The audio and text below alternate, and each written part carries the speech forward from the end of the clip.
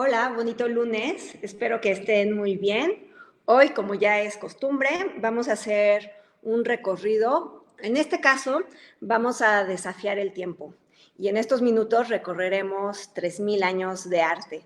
Pero antes quisiera mostrarle parte de la participación que tuvieron de la sesión pasada dedicada a las vanitas y qué fue lo que me mandaron. También quería recordar que si tienen cualquier duda en relación al arte, pueden consultarme, ya sea por correo electrónico o en mis cuentas como Instagram o Facebook. Ahí estoy siempre dispuesta a entablar un diálogo con ustedes.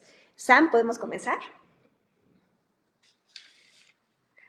Antes de viajar por el Nilo, quisiera enseñarles lo que mandó Alonso. En este caso, es una vanitas que realizó, y también Edna, Alonso está aquí en pantalla, y le puso un título muy sugerente: Vale la pena morir por la ilusión de la libertad, y una serie de textos alusivos a la libertad, ¿no? Y un cráneo, la vela que se extingue, esa mariposa, símbolo de metamorfosis y transformación. Muchas gracias, Alonso, por tu participación. Y también tenemos la participación de dos más vanitas que vemos aquí, una de manera un tanto melancólica, en blanco y negro, ¿no? Que se llama conocimiento efímero, ¿no? Aludiendo a esta idea de que quizá el conocimiento también, bajo una mirada cristiana, es pura vanidad.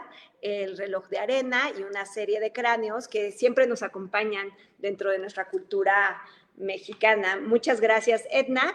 Y mi querida María Sánchez me mandó esta vanitas, una vanitas muy contemporánea, rodeada de computadoras, muy ad hoc a la cuarentena, y se llama Tesis, Vanidad de Vanidades, sobre todo cuando es doctoral. Muchas gracias, María. Muy bien, ahora sí, vayámonos de lleno estos minutos dedicados al arte egipcio. Y para eso quisiera mostrarles un poco el plano y hablar un poco de la geografía de este fantástico lugar que que fue cuna de una de las civilizaciones más legendarias y que sin duda hoy en día nosotros nos influenciamos fuertemente, ¿no? A raíz de una tradición occidental del arte. Podemos ver un enorme río y cómo están divididos este territorio, tanto en el Alto Egipto como en el Bajo, que es ya más cercano al delta. En un principio, estoy hablando en el 3150, estos dos territorios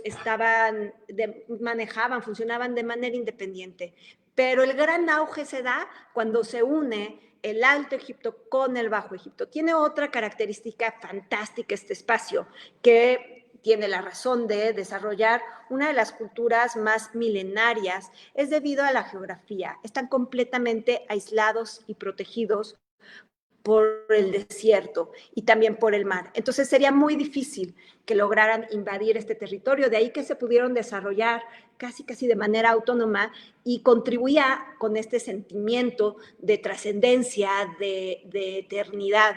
Por otro lado, el río tenía la cualidad de desbordarse anualmente y dejar a las orillas de este territorio la tierra fértil, dispuesta a ser sembrada siempre con una cosecha estable. Esta característica cíclica también contribuyó fuertemente en el sentido en una conciencia de aquello que es eterno. Siguiente, Sam, por favor.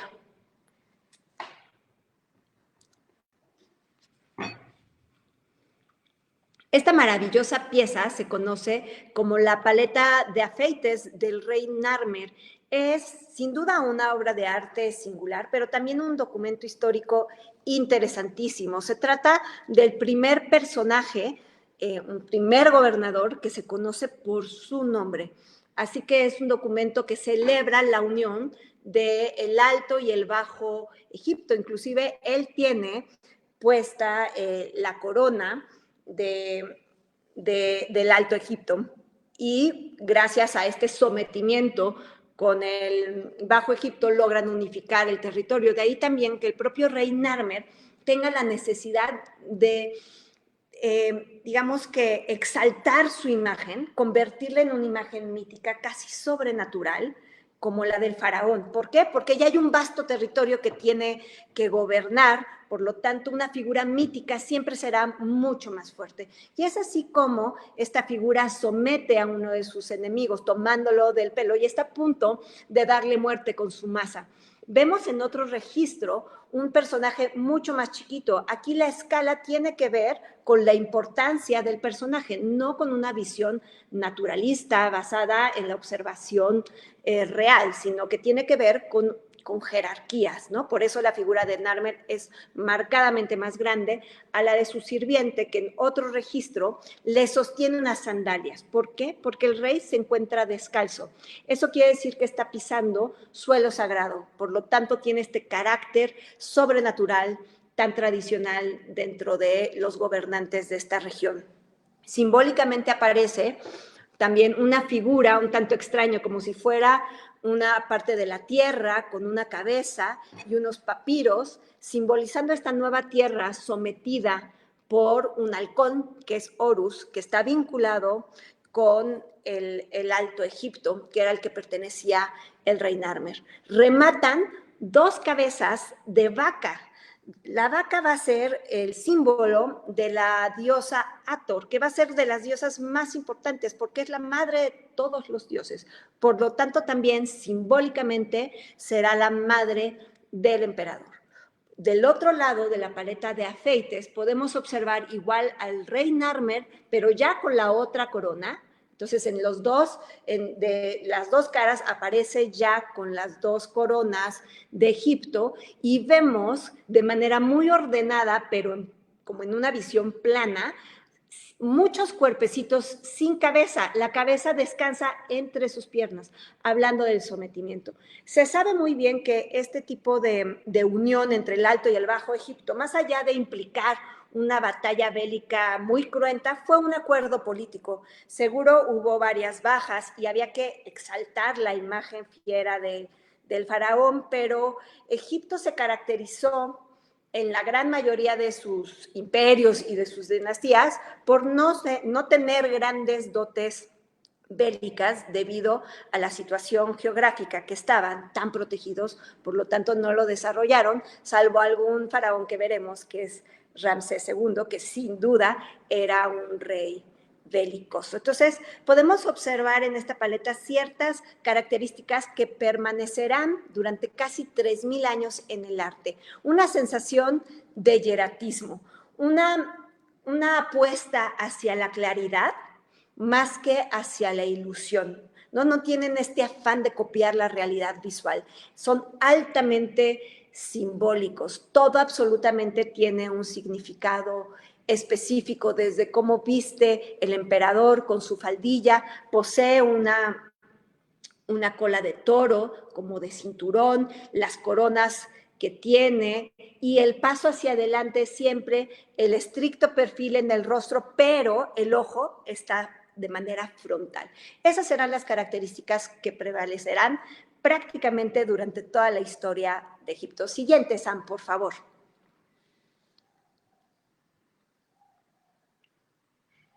Ahora podemos ver un poco el desarrollo de las pirámides.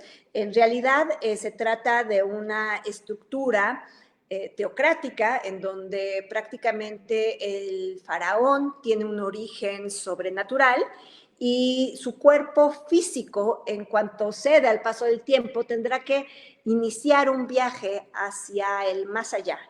Y sin duda las pirámides o los monumentos funerarios serán este vehículo que llevará al faraón hacia la eternidad.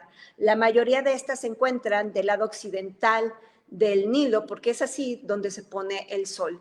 La religión de Egipto está basada en el culto al sol, y es así como el faraón tendrá que acompañar al sol hasta su última morada para así encontrar la eternidad. De los primeros monumentos que se han encontrado y que son el origen de las pirámides que hoy nosotros conocemos, son estos edificios que se conocen como mastabas. Son montículos hechos de piedra en donde se encuentra la cámara mortuoria al interior de manera subterránea y unida por un túnel para que tenga cierto acceso. Ahí es donde descansaban los primeros faraones y poco a poco se fue desarrollando. Siguiente, Sam.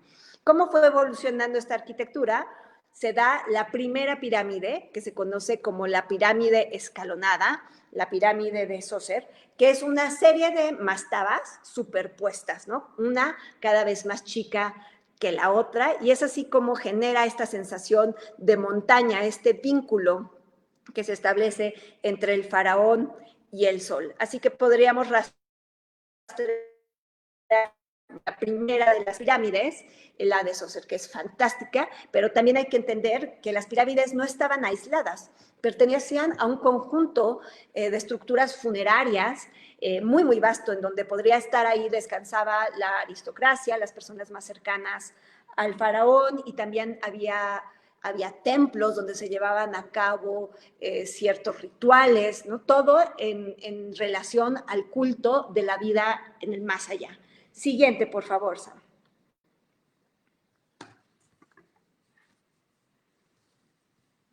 Aquí podemos observar ya las magníficas pirámides de Keops, Kefren y Querinos, que se encuentran en Giza, que en realidad están prácticamente en pleno Cairo actual. Es fantástico, la mayoría de las fotos están dadas hacia el desierto, pero si volteas está la ciudad inmersa en este magnífico y misterioso lugar, que habla de, al fin y al cabo, de esta cercanía que existía. Simplemente había que cruzar el río para entrar en esta tierra santa y eterna, que daba cara a la inmensidad y vastedad del desierto, que sin duda es como una clara referencia de aquello que es eterno, ¿no? Entonces podemos ya ver estas pirámides de triángulos y poder imaginarnos cómo eran en aquel entonces. Siguiente, Sam, por favor. Aquí una recreación de la pirámide de Keops, que sería la primera y la más alta, midiendo alrededor de 140 metros, y que fue realmente el de las construcciones más altas que existió durante miles y miles de años. Podemos ver esta textura muy, muy lisa y blanca gracias a la piedra caliza con la que estaba cubierta absolutamente toda la pirámide. Hoy en día ya no se encuentra porque fue saqueada, fue utilizada como si fuera una cantera natural para construir el Cairo medieval. Eso muchas veces sucede en la historia. Otro de estos casos podría ser el Coliseo romano, que le quitaron el mármol travertino, y gracias a eso tenemos las magníficas iglesias manieristas y barrocas de aquel entonces. Lo mismo sucedió en el Cairo medieval, en donde utilizaron la cubierta de estas magníficas construcciones destinadas para el descanso eterno de los faraones, en este caso de Keops, con su punta dorada. Gracias, Sam. Siguiente, por favor. Quizá, inclusive, hasta más impactante y misteriosa y evocativa puede resultar la magnífica esfinge, que en realidad pues se cree, se le atribuye que podría ser el propio faraón Kefren, en esta imagen que tiene híbrida, ¿no? Mitad felino, con la cabeza del faraón, con su tocado tradicional, inclusive podía tener una joya en forma de serpiente que alude a su estatus. Sin embargo, todavía no se sabe muy bien si es de Kefren. Está a discusión. Los trabajos arqueológicos todavía dan mucho material.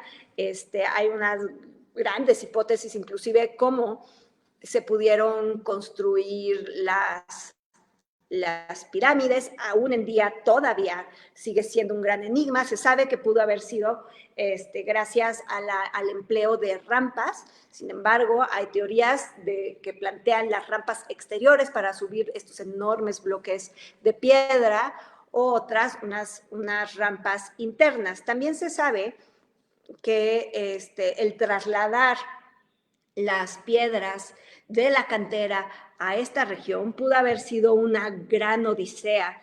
La Universidad de Ámsterdam ha encontrado un nuevo hallazgo que creen que los bloques eran jalados por trineos jalados por bueyes y por mucha gente, y que la manera en que lo lograban hacer de manera mucho más fácil y ahorrando también la gente que estaba jalando, era poniendo a una persona al frente en el filito del trineo y vertiendo un poquito de agua, y eso hacía que la arena se fusionara y creara una especie de cemento efímero y que se pudiera resbalar mucho más fácil el trineo y transportar estos bloques. Esta prueba que se hizo físicamente también tiene su constancia en una de los relieves hallados en una tumba de un constructor, en donde hay una persona al filito del trineo vertiendo un poquito de agua. Entonces, al fin y al cabo, todavía son espacios destinados hacia la investigación y que fascinan, por supuesto, la mente de muchos arqueólogos actuales. Siguiente, por favor, Sam.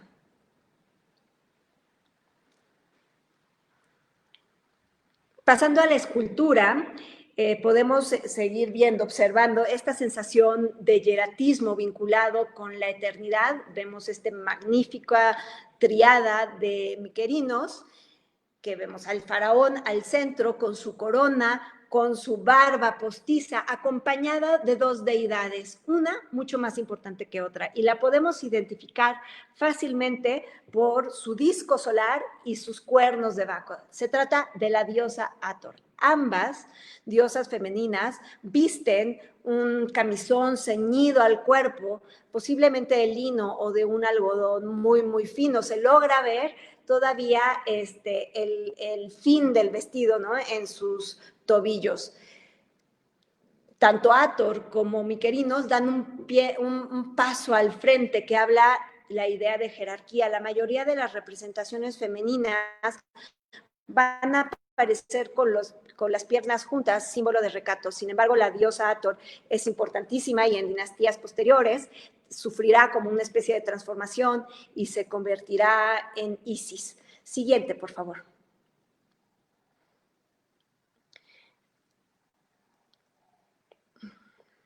A diferencia de la escultura griega, que ya se cuenta, la imagen que nosotros tenemos de la escultura griega son figuras de bulto. ¿Qué quiere decir? Que se le puede dar completamente la vuelta. Aquí podemos observar cómo todavía el artesano teme meter sus herramientas para liberar el cuerpo por completo del bloque. Uno, por el material que está hecho, que se trata de diorita, una magnífica piedra de tono muy, muy profundo, oscuro, casi negro, y que es realmente muy duro. Y las herramientas también, para este entonces, todavía no son lo suficientemente firmes para poder penetrar fácilmente el material sin comprometer la pieza entera. Es por eso que rara vez veremos una escultura de bulto en la antigüedad, en el Egipto antiguo, pero sin duda siguen siendo fascinantes y aluden a esta sensación de textura y que emiten como un mensaje claro hacia la eternidad. Siguiente, por favor.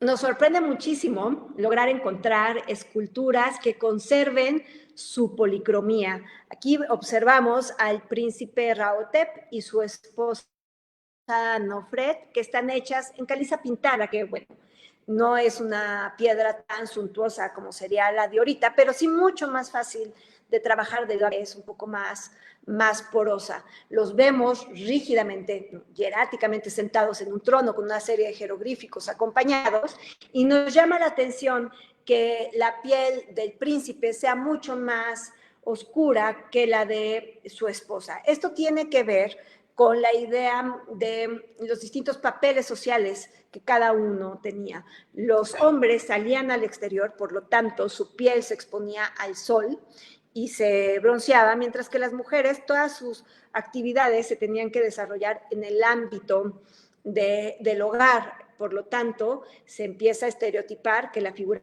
femenina sea representada como blanca y la figura masculina que sale al exterior y que goza de una vida activa esté quemada por el sol. Serán las características que prevalecerán durante mucho tiempo dentro de la historia del arte. Podemos observar a la esposa del príncipe con su peluca tradicional, Names, y suntuosamente bien dotada de unas joyas maravillosas y también de un vestido traslúcido, ¿no? Que deja ver parte de su cuerpo. Siguiente, por favor.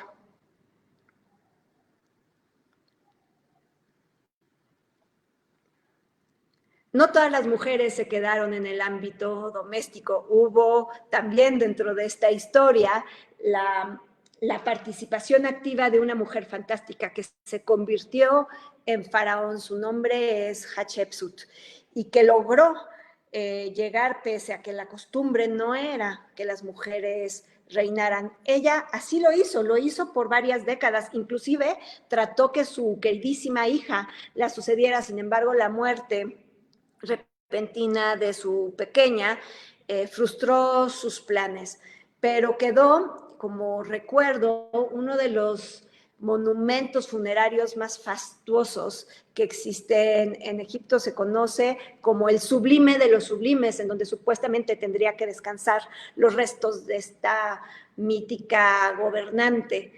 Se trata de un hipogeo, es una construcción que está hecha cavada directamente sobre la cantera, y lo podemos observar que, a diferencia de las pirámides, está hecha con base a ciertas rampas en donde plantea terrazas, y en cada una hablaba de ciertos temas míticos durante la historia de la reina. Siguiente, por favor.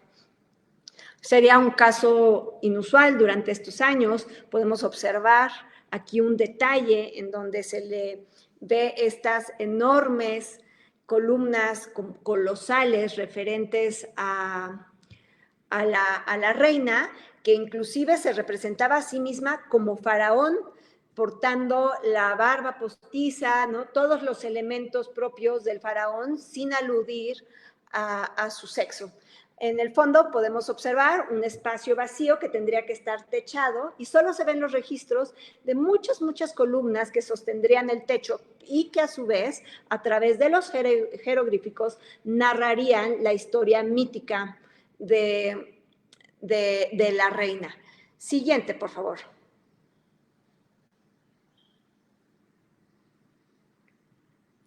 Otro faraón que realmente rompió el molde va a ser Akenatón.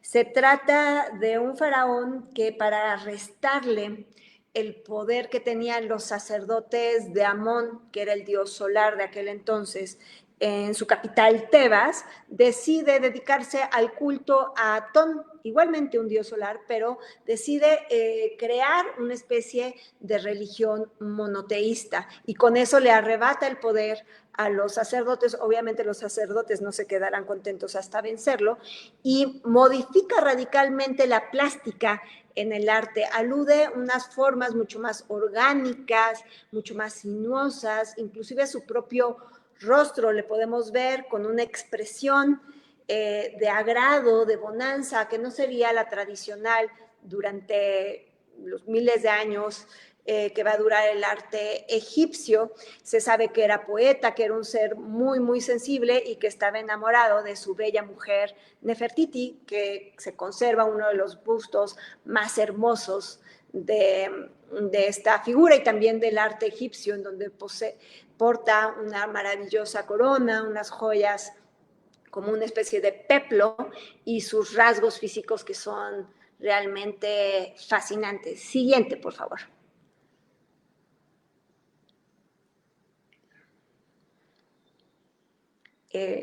Restándole el poder a los sacerdotes de Tebas, él funda una nueva capital que se conoce, bueno, actualmente es Tel el Amarna, y en él se encontraba esta maravillosa representación de sus dos hijas pequeñas. Las observamos aquí con la piel muy oscura, a diferencia de la tradición que habíamos visto antiguamente, y con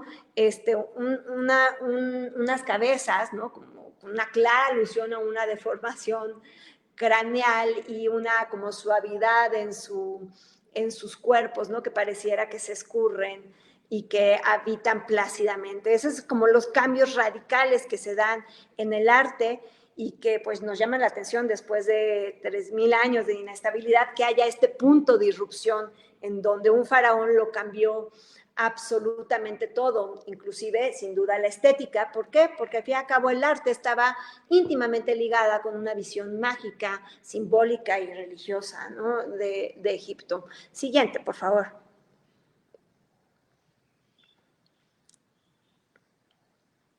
Y aquí vemos al rey y a la reina, ¿no? A Kenatón, Nefertiti con sus hijas. Vean el cambio de escala, ¿no? No corresponde a una visión de la realidad, pero también hay un énfasis por aquello que es minucioso, por el detalle, el gusto en los pliegues de la vestimenta que portan ambas pues semidioses.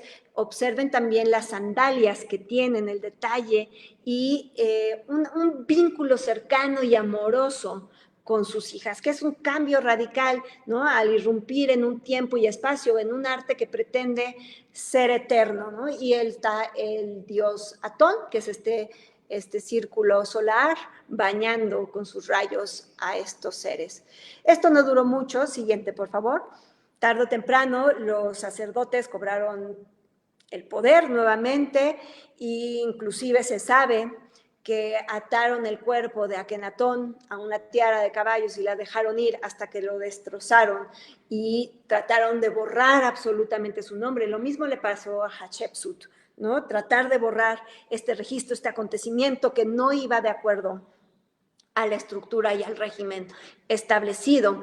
Y los sacerdotes decidieron volver a sustituir el culto a Amón con la figura de Tutankamón, que es uno de los faraones que más conocemos, pero no lo conocemos por sus proezas ni por su valor político. En realidad era un joven enfermizo que muere de manera prematura, pero que sirve para la instauración del nuevo régimen. ¿Por qué lo conocemos? Porque hacia 1923 Howard Carter encuentra su tumba prácticamente sin ser saqueada. La mayoría de las tumbas de los faraones en tiempos de los faraones fueron saqueados. Sin embargo, la de Tutankamón, por alguna cuestión, se sabe que entró algún ladrón, revolvió algunas cosas, pero por alguna razón salió y nunca más volvió a sufrir ningún tipo de saqueo hasta su hallazgo en el siglo XX. Aquí podemos ver este maravilloso ataúd intermedio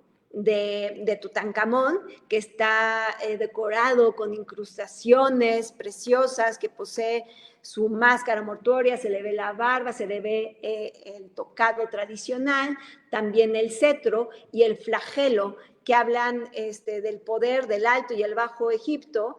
El flagelo es como bastoncito con unas tiritas que también aparte pueden servir, también se le conoce como los espantamoscas, ¿no? Que era como una manera de ahuyentar las moscas en tiempo de calor.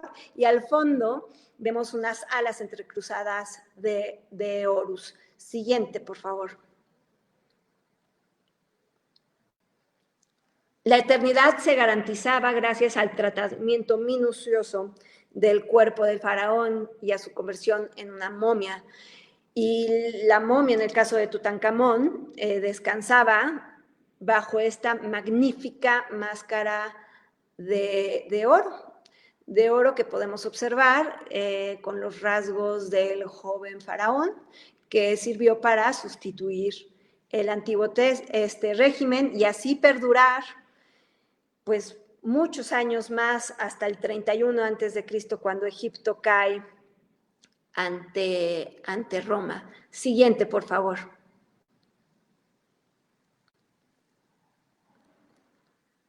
Dentro de los hallazgos encontraron estas sandalias en perfecto estado de Tutankamón, en donde podemos observar cómo hay dos figuras que se representan en cada uno de los ejemplares. Una de piel muy, muy oscura y otra, una figura con una espesa barba. Eso hablan de sus enemigos. Los enemigos tradicionales de Egipto serán los nubios hacia el sur de Egipto y En el caso del hombre barbado, serán los hititas o también serán los persas, los sumerios, ¿no? Aquellos de origen oriental. Y es así como Tutankamón, al igual que muchos otros faraones, simbólicamente al ponerse las sandalias y pisar, aplastaban a sus enemigos. Siguiente, por favor.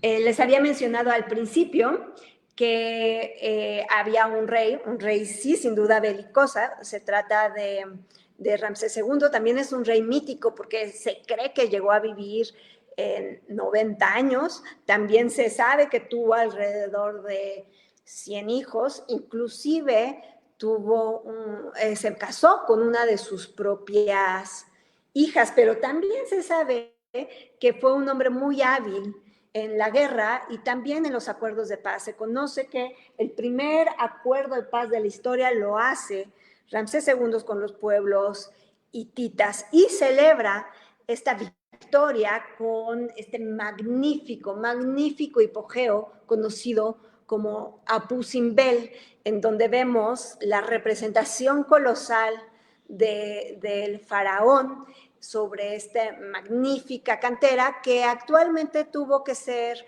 removida del lugar original una vez que se hace la presa de Suez, pero sin duda sigue siendo estremecedora en el momento en que se le visita. Siguiente, por favor.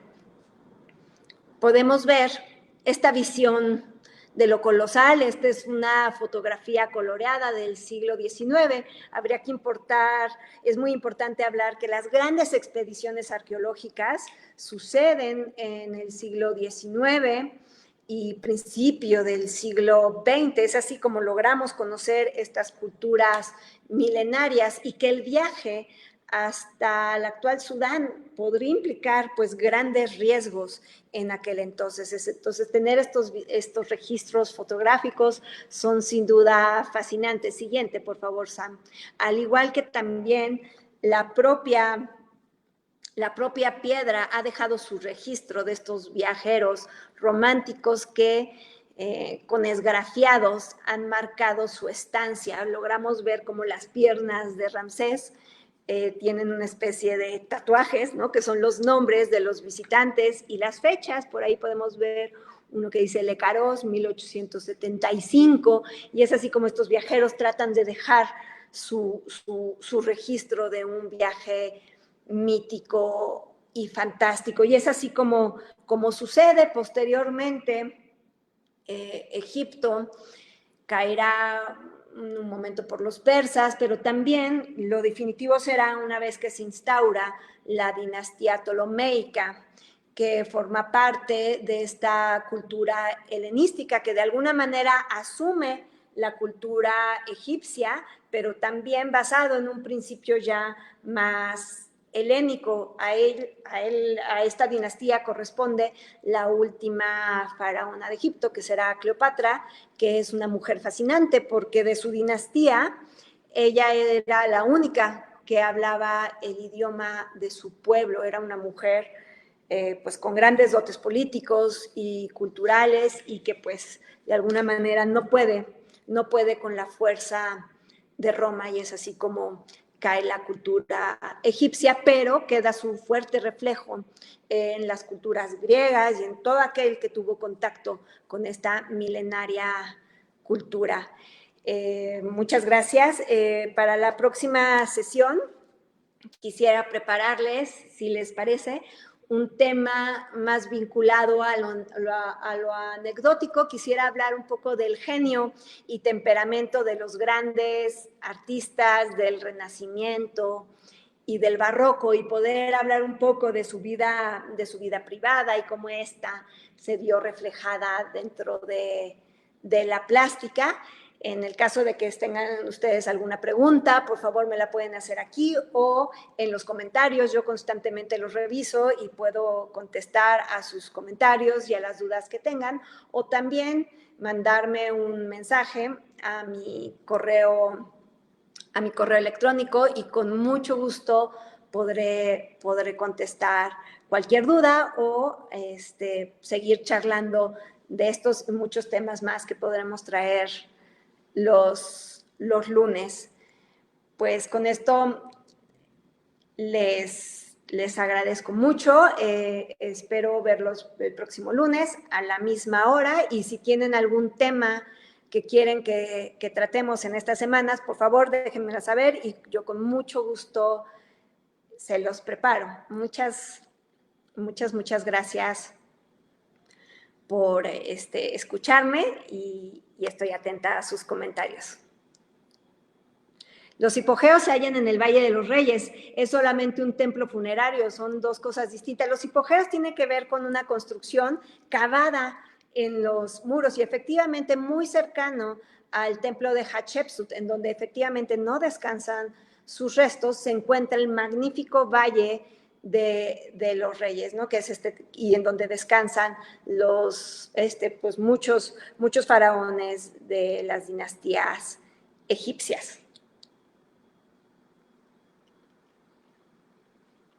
Muchas gracias a Flora por darnos su comentario y a mí también me da mucha alegría estar con ustedes y recibir cualquier tipo de duda o comentarios. Estoy siempre muy abierta.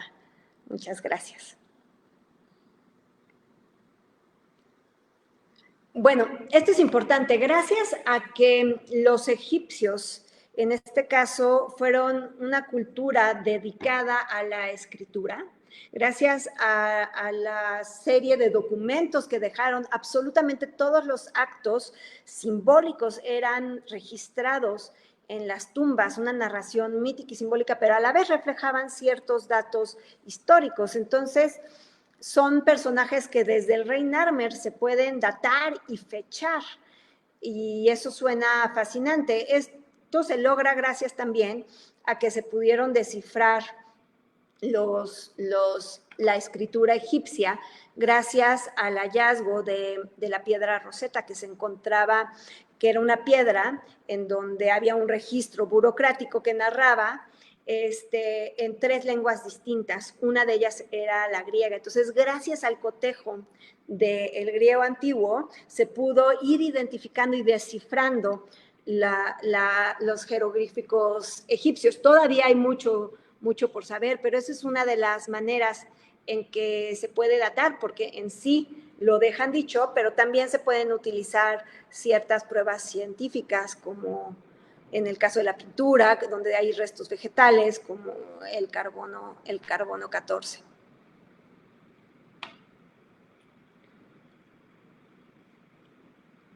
Bueno, en el caso de la historia de Egipto, bueno, para esta temporada, me acuerdo que yo desde joven leí una novela muy bonita que se llama Sinoé el egipcio, que trata de un médico destinado a tratar los cuerpos momificados de los faraones y que se enfrenta a esta práctica generalizada del saqueo de las tumbas y que se debate entre el bien y el mal, y es muy linda. Y también les traje este libro que se llama Magia y símbolo en el arte egipcio, para aquellos que quieren hablar más de esta dimensión simbólica del arte, de la cultura, lo que significan los colores, la escala. Todo esto lo pueden consultar en este libro. Entonces son las 2 recomendaciones, pero sin duda hay muchísima literatura que pueden recurrir. Muchas gracias, Andrea.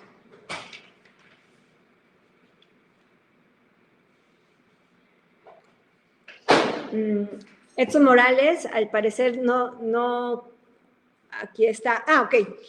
Esto se debe por cómo sucedió este cambio, esta transformación hacia de Hathor a Isis. Sucede de dinastías en dinastías y de cambio de las capitales, de Memphis a Tebas. Entonces, poco a poco la figura de Hathor va rivalizando con la de Isis, y tarde o temprano será Isis la que predomine en esta sensación, en este vínculo simbólico con la maternidad, ¿no? Entonces, se debe a los cambios de las dinastías y a un culto mucho más generalizado, que se abandona el culto a Hathor y se sustituye por la figura de Isis, que también se le representa con cuernos.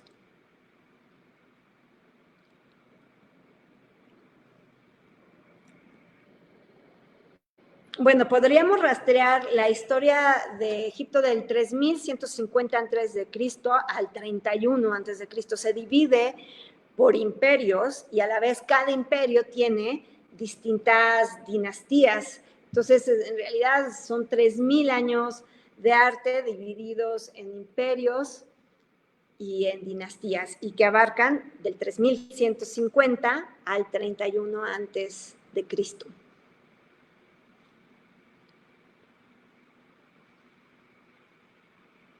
Una recomendación, está padrísimo, podría hablar sobre la historia, la enfermedad mental y el arte con mucho gusto, Juan. Lo preparo, ahora lo apunto y con mucho gusto. Gracias por la recomendación.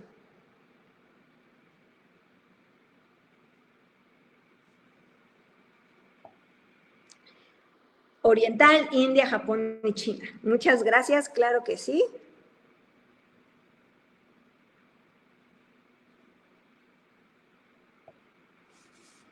Muchas gracias, Jonathan, por tus comentarios. Muchas gracias. Espero haber resuelto algunas de sus dudas. Cualquier cosa podemos seguir charlando. En el caso de que alguien que nos esté escuchando tiene algún comentario, sería increíble generar este diálogo, ¿no? Y que entre nosotros como comunidad contestáramos, participáramos de los comentarios de los otros, sería todo un gusto. Así es como se genera el conocimiento y bueno, por el momento me despido.